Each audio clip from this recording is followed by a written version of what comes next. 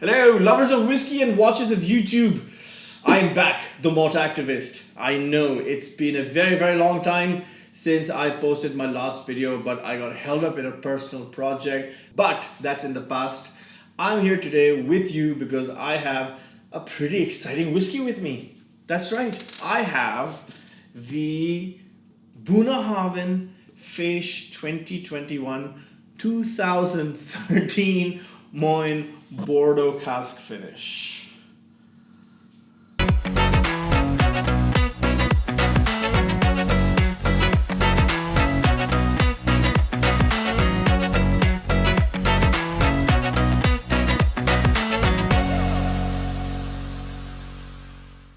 Now that was a handful to say. So what do we have? Yeah, here's what the actual bottle looks like. There you go. Very dumpy, super heavy. I thought this was a 1 liter bottle, but it's not. It's actually a 70 cl bottle. This is bottle 2076 of 5166. I don't know if you can read that. So there's plenty of them going around, which is good. This was distilled on 10th October 2013, bottled on 25th November 2020, making it exactly 7 years old. Let's see if you can read that. There. What else do we know? It's finished in Bourdeaux casks. It's made using peated barley. That's what MOINE stands for, M-O-I-N-E. That's Gaelic for peated, which is a bit of a departure from the usual Bunnahabhain fare and very much welcome and appreciated. But what I like the most about this and what I appreciate the most about this, I hope you can see for yourself, that's right, it's 59.5% ABV. Man, that is something. So before making this video, I went online and I did a bit of research, and generally quite good comments about this whiskey. I am a fan of the year before last release, which was a French oak finish, I think, and oh, what a lovely whiskey that was. But this one I've heard very good things about as well. Natural color, non-chill filtered, that's a win. But damn, that 59.5%, that's putting a smile on my face. So, as you can see, completely unopened. Let's do this.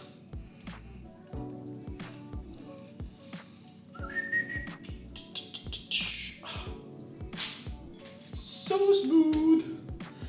Okay. Oh, that came out nicely. Plastic cork. That's fine. I think they work better because they don't break.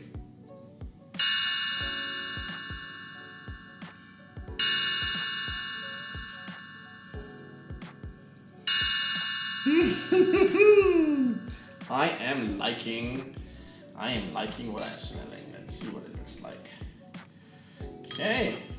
That's it, natural color, non-chill filtered, and wow!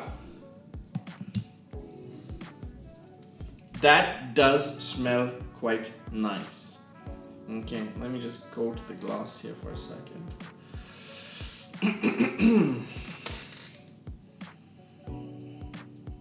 Woo! Big on the alcohol for sure, that's 60%. I can feel it.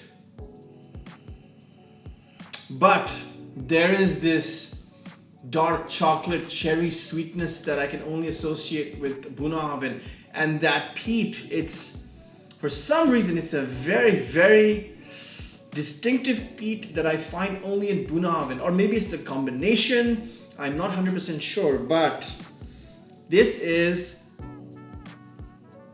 putting me back at the distillery. This is such a quintessential Bunnahabhain nose that it can't be anything else.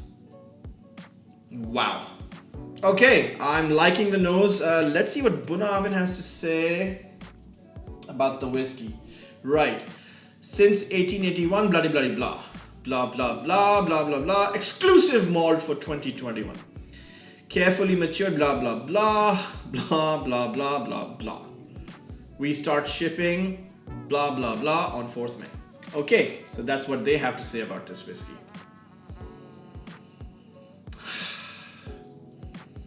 I like the nose, I really do. Let's see. So very, very red fruity, right? Lots of cherries, lots of dark cherries, dark red cherries, but with a bitter chocolate surrounding it. Even jam, if you were to make a jam of all those chocolate and berries. But so the peach sort of it's faded back in the background a bit. And now the chocolates, the chocolate, the rum cake, the ginger, the cinnamon, the nutmeg, whoa, and the oak. The very nice, but very subtle oak. Black grapes.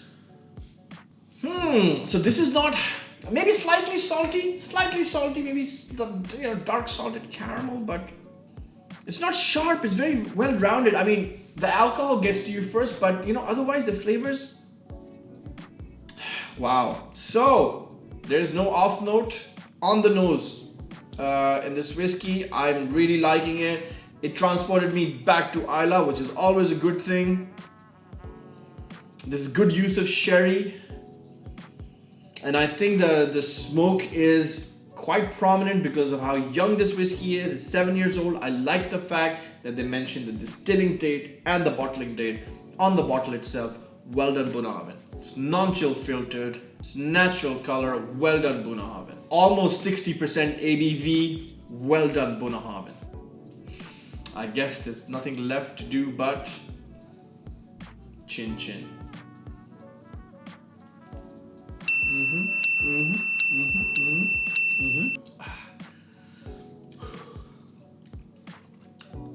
Wow. Woo! Okay. Not as sweet as I thought it was going to be on the palate. Very oaky, quite peaty, quite smoky. Rough oak on the palate, not necessarily in a bad way, just in a challenging way.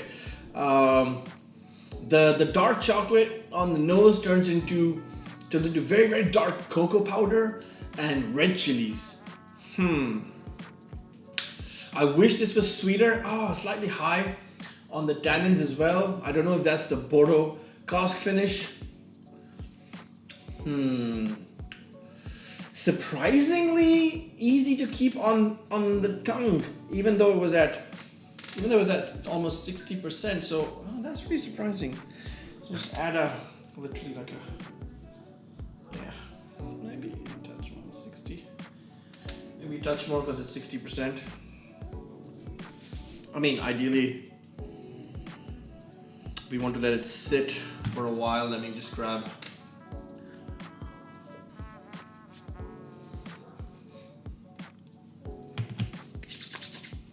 I always do this. It's such good cologne.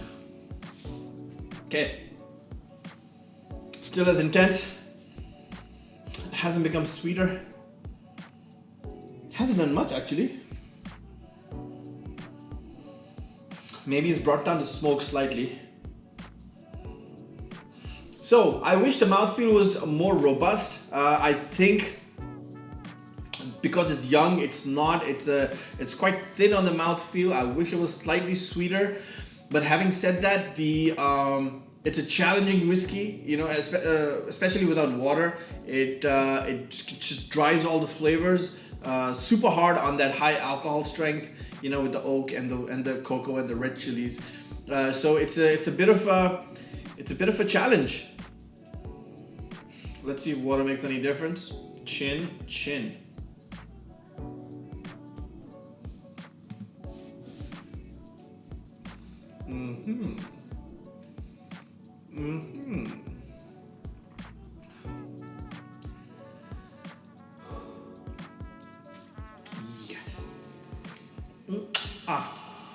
that. I can feel it. That is what I'm talking about. Few drops of water, the sweetness, boom, explodes. The dark chocolate becomes more maple syrup. Still dark, but sweeter. The red chilies, they subside because they become more black peppercorn. The oak rounds off nicely. Now I get touches of like leather as well. So the tannins are there, but they're a lot more sophisticated, a lot more, they have character now, instead of just being tannins.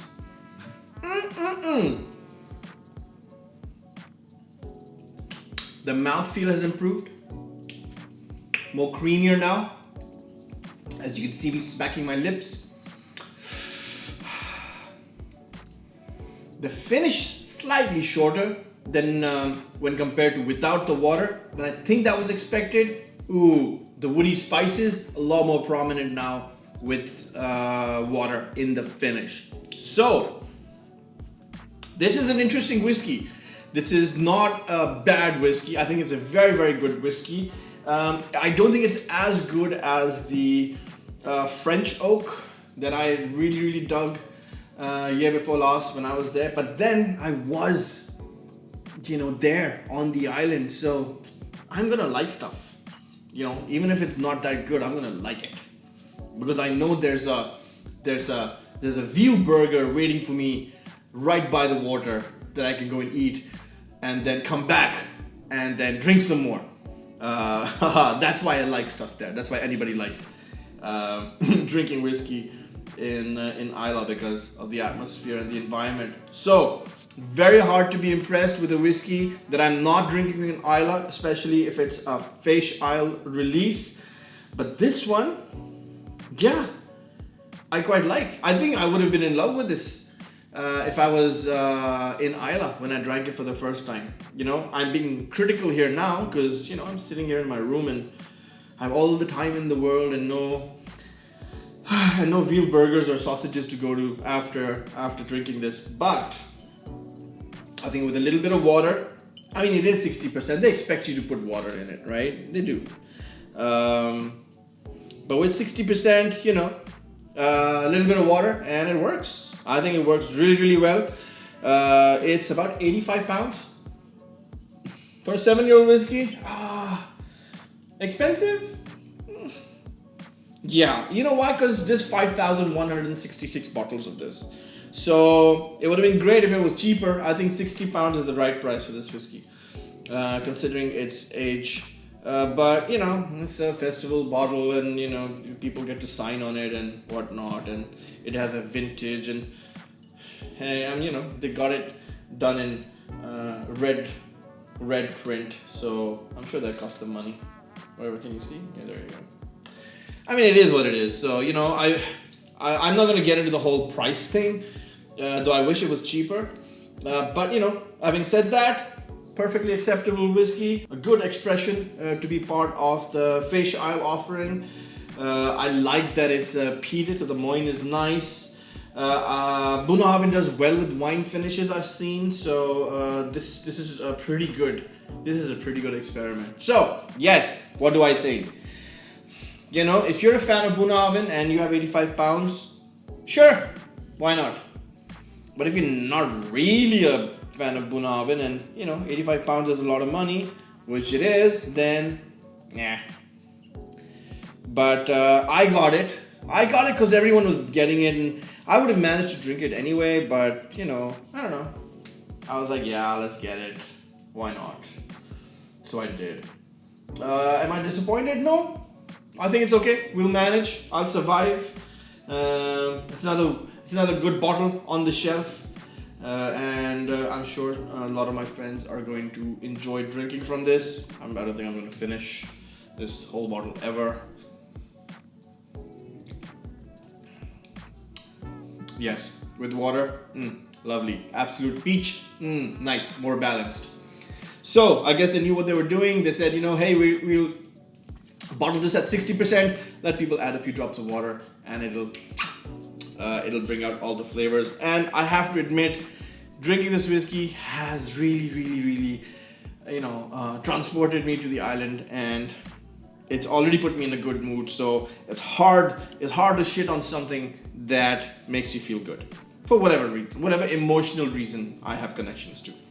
So thank you for joining me for this whiskey review. I'm the Malt Activist. Until next time, peace.